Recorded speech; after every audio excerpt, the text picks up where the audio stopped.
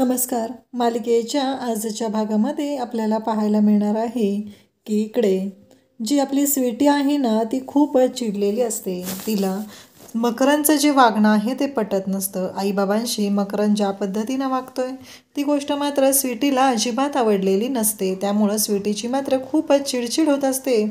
त्यावेळी स्वीटी मकरंदला सांगत असते की तू असं बोलायला नको होतं. तेव्हा मकरंद म्हणतो की हे बघ स्वीटी, कसं आहे माहिती आहे का, मी खूप प्रॅक्टिकल माणूस आहे आणि मी असाच आहे. आपण जोपर्यंत इथं आहोत तोपर्यंत आपल्या रूममध्ये दुसरं कोणी आलेलं मला अजिबात आवडणार नाही.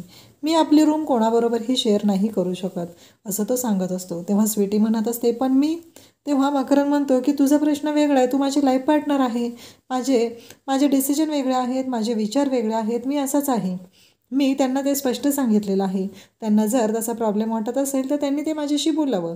मी जसं त्यांच्याशी स्पष्टपणे बोलतो तसं.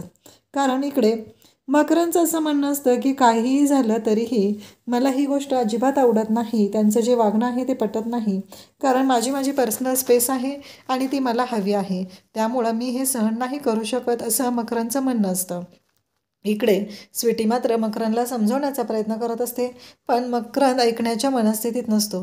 स्वीटीला मात्र ही फॅमिली, ही माणसं आपली माणसं आहेत असं वाटत असतं, पण त्या उलट मकरंदचं असतं. मकरंदचं असं म्हणणं असतं की नाही, काहीही झालं तरीही मला हे सहन होत नाही की माझी रूम मी दुसरं कोणाबरोबर शेअर करणं. हे मकरंदने स्पष्टपणे सांगितलेलं असतं आणि मकरंदने त्याची बाजू मांडलेली असते आणि तसं त्याने व्यक्तही केलेलं असतं. इकडे मात्र आपली जी सीमा आहे ती बसलेली असते. ती म्हणत असते चला, कोणीतरी आहे प्रॅक्टिकल या घरामध्ये जे विचार करतायत. नाही तर प्रत्येकजण इमोशनल ड्रामा नुसता सुरू असतो. नाही, ॲटलिस्ट मकरंद तरी प्रॅक्टिकल आहे, ही गोष्ट मला बरी वाटली, असं सीमाचं म्हणणं असतं.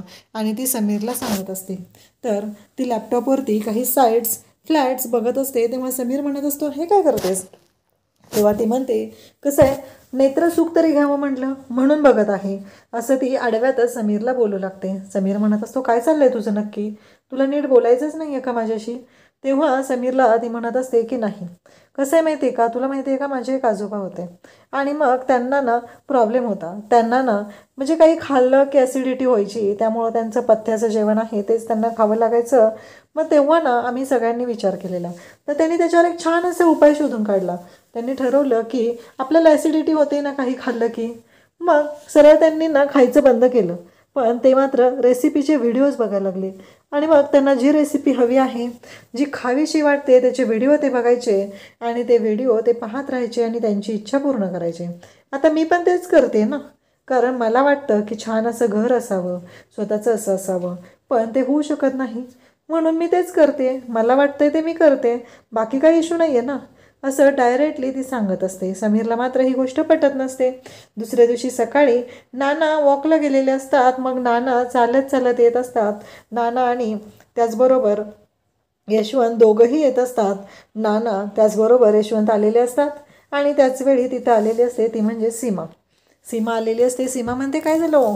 तेव्हा नाना म्हणतात की आज यशवंत भेटला ना, आज वॉकला आलेला, त्याला सांगितलं येत जा म्हणून, पण तो काही ऐकत नाही. त्याचं मात्र नेहमीचंच चालू असतं, मला वेळ नाही वेळ नाही, आता रिटायर झाला आहे ना. तेव्हा शुभा म्हणते थांबा मी चहा आणते. तेव्हा यशवंत म्हणतो थांब, तुला मला ना काहीतरी सांगायचं आहे.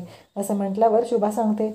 शुभा म्हणते की काय झालं हो. तेव्हा नाना सांगू लागतात की तुम्हाला मकरंदच्या लग्नासाठी हॉल हवा आहे ना, मग आपल्या सोसायटीचाच हॉल आहे ना, मग काळजी करायची काय गरज आहे, तुम्हाला तो मिळून जाईल, मी करेल ॲडजस्टमेंट, असं तो सांगत असतो. हां, पण लवकरात लवकर जाऊन तिथे त्या हॉलचं बुकिंग करा. जर तुमच्या आधी दळवी तिथं गेले आणि तो मॅनेजर आहे तो अजिबात म्हणजे शिस्तीचा आहे, जो कोणी आधी येईल त्यालाच तो हॉल दिला जाईल, बाकी दुसरं कोणाला तो हॉल दिला जाणार नाही, हे सगळं नाना सांगत असतात. तेव्हा इकडे शुभांगी म्हणते की ठीक आहे न, मग लगेचच यशवंत पण म्हणतो की हो आजच जाऊया. खरंच हे मात्र खूप छान झालेलं आहे, असं त्यांचं दोघांचंही म्हणणं असतं. त्याचवेळी आपल्याला पाहायला मिळतं की यशवंत मात्र खुश असतो, म्हणजे हॉलचा प्रश्न मिटलेला आहे, आजच जाऊन आपण बुकिंग करूया, असं तो बोलत असतो. त्यानंतर इकडे नाना म्हणतात की लवकरच करा, कारण जो कोणी आधी जाईल त्यालाच तो हॉल मिळेल. अन्यथा तो जो मॅनेजर आहे तो पुन्हा ऐकून घेणार नाही. यशवंतसाठी चहा आणायला शुभांगी जात असते. यशवंत म्हणत असतो की आज नको नको. मग नाना तिथून जायला निघतात. यशवंत आणि शुभा बोलत असतात. तेवढ्यातच यशवंतच्या फोनवरती फोन येतो. यशवंत म्हणतो छोट्या साहेबांचा फोन आलाय. हे ऐकल्यानंतर शुभा म्हणते बघा ना काय म्हणतात ते. कारण शुभाचं असं म्हणणं असतं त्यांचं नक्की काय आहे काम ते तर बघितलं पाहिजे ना.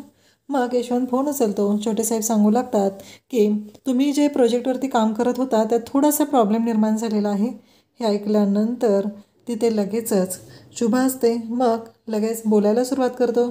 यशवंत म्हणत असतो की नक्की काय झालं आहे. तेव्हा ते सांगतात की तुम्ही येऊ शकाल का ऑफिसलाच, कारण खूप अर्जंट आहे, मी गाडी पाठवतो तुमच्यासाठी. हे ऐकल्यानंतर यशवंत म्हणत असतो हो ठीक आहे, पण तेव्हा ते म्हणतात नाही अर्जंट आहे, आजच यावं लागेल. आता यशवंतकडे जाण्याशिवाय कोणताही पर्याय नसतो. कारण जर नाही गेलं तर छोट्या साहेबांना वाईट वाटणार असतं. जरी आपण त्यांच्या कंपनीतून रिटायर झालो असलो तरी आपली पण एक जबाबदारी आहे ना, हे यशवंतच्या मनात असतं. आणि मग यशवंत जायला निघतो. इकडे छोटे साहेब त्याला म्हणतात की ठीक आहे. यशवंत म्हणत असतो गाडीची वगैरे काही गरज नाही आहे. तरीही ते गाडी पाठवायला तयार होतात. शुभा म्हणत असते की अहो काळजी करू नका, मी समीरला घेऊन जाईल. मी आणि समीर आम्ही दोघंजण जाऊ आणि हॉलचं फायनलच करून येऊ. काळजी करायची काही गरज नाही आहे, मी समीरशी बोलून घेते, असं शुभा पण सांगत असते. यशवंत म्हणतो ठीक आहे.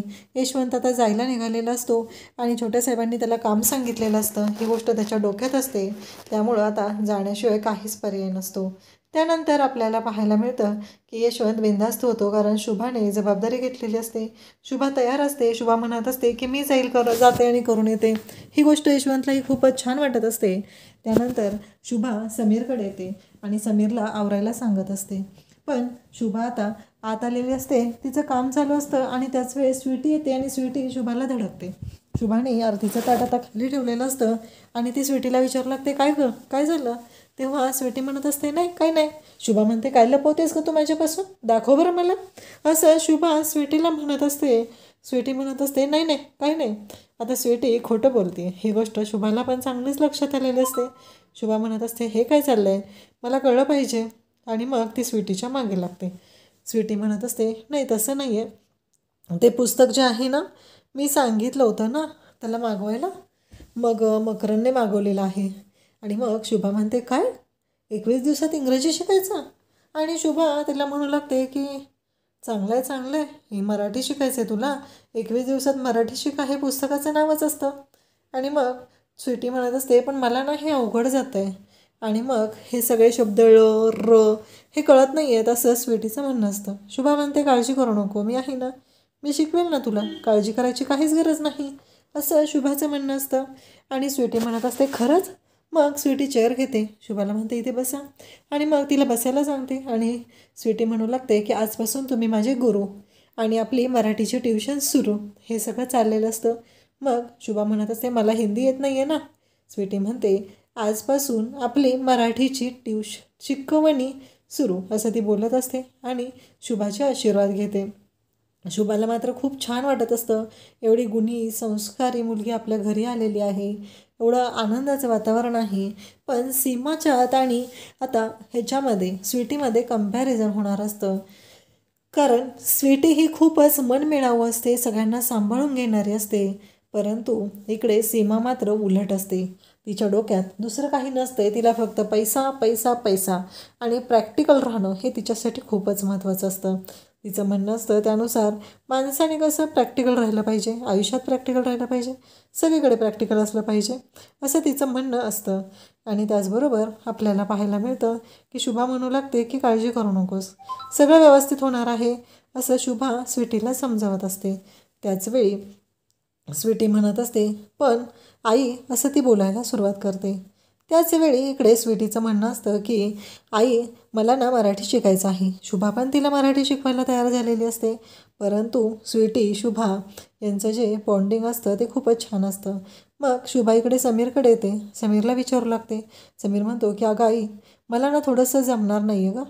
आणि मग तो म्हणतो की म्हणजे, आणि मग समीर तोपर्यंत इकडे आता लिहिला असतो, कारण त्याला सीमा म्हणत असते की तुझं काय नक्की चाललं आहे. सीमाला तो म्हणतो की अगं मला मला बाहेर जायचं आहे, मला जायचं होतं अर्जंट, मी आवरून घेतो नंतर तू आवर. अचानक ना ते हॉल बघायला जायचं सोसायटीचा मकरनच्या लग्नासाठी. सीमा म्हणते नाही जायचं, कसं आहे माझ्या आईचं नाव तुम्ही त्या लिस्टमध्ये ॲड करू शकत नाही, माझ्या आईला आमंत्रण देऊ शकत नाही. तर लगेच सीमाला तो सांगू लागतो अगं आई स्वतः फोन करणार आहे तुझ्या आईला. तेव्हा ती म्हणते काही गरज नाही आहे, पण एक गोष्ट लक्षात ठेव, तू जर या लग्नामध्ये पुढं केलं तर मी या लग्नामध्ये नसणार आहे, मी सानूला घेऊन माझ्या आईकडे निघून जाणार आहे, असं ती धमकावत असते. समीर म्हणत असतो की सीमा जरा अति होते. तेव्हा ती सांगते बघ मी तुला सांगितलं आहे ना, तू जायचं नाही हॉल बघायला, कारण त्यांचं लग्न आहे, त्यांची ती बघून घेतील ना, तुझं काय चाललेलं आहे हे. आणि मग तिने धमकावलेलं असतं, त्यामुळं आता मग समीरकडे काहीच पर्याय नसतो. आईला नकार देणंही त्याला अवघड जात असतं. आणि त्याचवेळी शुभा तिथे येते. तो म्हणतो की अगं मला अर्जंट जायचं आहे ऑफिसला, आज संध्याकाळी जाऊया का. शुभा म्हणते की नाही नको, आज संध्याकाळी नको, मी ठीक आहे माझी मैत्रीण आहे ना सुमन, तिला घेऊन जाते. समीर म्हणतो पण तू मक्याच्या लग्नाबद्दल त्यांना सांगितलं आहेस ना. तेव्हा शुभा म्हणते हो सांगितलं आहे मी तिला, सगळं ते सांगितलेलं होतं, आणि माझी खूप जवळची मैत्रीण आहे, तिने मला समजून पण घेतलेलं आहे, असं डायरेक्टली शुभाने सांगितलेलं असतं. मग शुभा सुमन दोघीजणी आता सोसायटीचं जे ऑफिस आहे तिथे येतात. मग हॉलचं विचारलं जातं, तेव्हा ते म्हणतात की काहीच हरकत नाही आहे, तुम्ही लवकर आलात ना. मग झालं हॉल फायनल, बरं झालं तुम्ही लवकर आलात. कसं आहे दैवींकडे पण प्रोग्राम आहे ना त्याच दिवशी, जर ते आले असते तर मग प्रॉब्लेम झाला असता, त्यांनी आधी बुकिंग केलं तर मी काहीच करू शकत नाही, हे सगळं बोलणं चाललेलं असतं. सुमन म्हणत असते हो ते एक चांगलंच झालेलं आहे. शुभा म्हणते की हो. आता मग ते सगळे पावती तयार करतात आणि सांगू लागतात की आता हे हॉलचं फायनल होत आहे, आणि त्याचबरोबर हॉल एकदा का फायनल झालं की मग झालं. आणि मग शुभाला पण खूप छान वाटत असतं, आपल्या लेकाचं लग्न आहे, एवढ्या थाटामाटात लग्न पार पाडायचं आहे, हे सगळं तिच्या डोक्यात असतं. काही करून हा हॉल आपल्याला मिळाला पाहिजे. ते म्हणतात तिथे सही करा. सही करा म्हणलं की शुभाच्या शिट्ट्या वाजू लागतात. शुभाला कुठं धाडस होत असतं सही करायचं, तिला आठवू लागतं, तिच्या अंगाला घाम फुटू लागतो, ती अस्वस्थ होऊ लागते, बेचैन होऊ लागते. तिला आठवत असतं, ती म्हणत असते की माझी ही गोष्ट कोणालाही सांगायची नाही, हे माझं सत्य आहे. त्यावेळेस तिला यशवंत म्हणालेला असतो की अगं असं काय करते शुभा, तुला कळतंय का या सगळ्याचा परिणाम काय होऊ शकतो ते. शुभा म्हणत असते की मला काय माहिती नाही आहे, मला फक्त एवढंच माहिती आहे की माझं हे सत्य आहे, ते दुसरं कोणापर्यंत पण जाऊ द्यायचं नाही, असं शुभा डायरेक्ट सांगत असते. सुमन म्हणते काय झालं, असंही करतेस ना तू. शुभा घाबरलेलीच असते. आणि मग शुभा म्हणते की हो करते मी सही, असं ती म्हणत असते, परंतु तिचा हात थरथरत असतो. तिकडे ते म्हणत असतात की काय झालं, काही प्रॉब्लेम आहे का. परंतु शुभाला इकडे सही करायला खूप त्रास होत असतो. तिला यशवंतच शेजारी हवा असतो, जर यशवंत शेजारी असेल तरच ती सही करू शकत असते, आणि तिला काही सही करायला जमत नाही. तेव्हा ते सांगू लागतात हे बघा, जर तुम्ही सही केली नाही तर काही उपयोग होणार नाही, तुमचं बुकिंग कॅन्सल होईल, आणि तुमच्या आधी जर त्यांनी येऊन बुकिंग केलं तर प्रॉब्लेम होईल. जर तुम्ही सही केली तरच तुमचं बुकिंग ग्राह्य धरलं जाणार आहे, हे बोललं जात असतं. पण शुभाच्याने सही करणं होतच नाही. आता यशवंत ऑफिसला जाऊन घरी आलेला असतो, शुभा घरी आलेली असते, आणि मग शुभाला तो विचारतो काय झालं, हॉलचं झालं ना फायनल. तेव्हा शुभा सांगू लागते की नाही. शुभाला तो म्हणतो काय. शुभा म्हणते सही करायची होती ना. यशवंत म्हणतो तुला कळतंय का बाकीच्या कुठेच हॉल मिळत नाही आहेत. आता शुभाच्या या गोष्टीमुळं हॉल मिळणं मुश्किल झालेलं असतं, आणि शुभा आता विचार करू लागलेली असते. अशाच अपडेटसाठी चॅनलला सबस्क्राईब करा. थँक्यू.